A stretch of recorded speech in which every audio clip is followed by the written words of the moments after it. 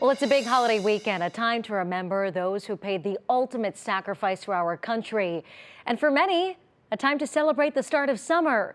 But we know this summer is going to look different. But how different? Cleveland's mayor made an announcement today that could impact your plans. Barbecues, pool days, parades for our veterans. Memorial Day weekend kicks off the start to summer, but summer 2020 is one that won't look like the rest. And that starts with honoring our veterans from a distance. For the first time ever, many communities are canceling parades and ceremonies. But many area cities are offering alternatives like virtual parades and drive-through ceremonies. For the city of Cleveland, parades, festivals, and other large events are canceled for June and July.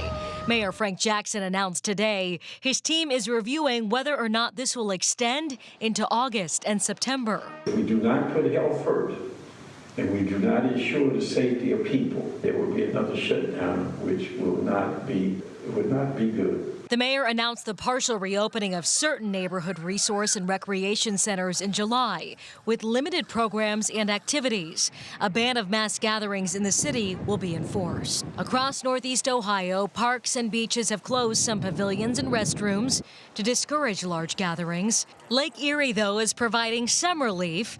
The Jet Express, which ferries people from Port Clinton to the Lake Erie Islands, has begun limited service to Put-in Bay. We know this is difficult. We know, these things aren't ideal, but, we're here. Service is expected to begin in mid-June to other stops. Like everyone, I think this weekend's, a first in a lot of places, and I think people are, the general public so far, is from what I've seen, is very understanding.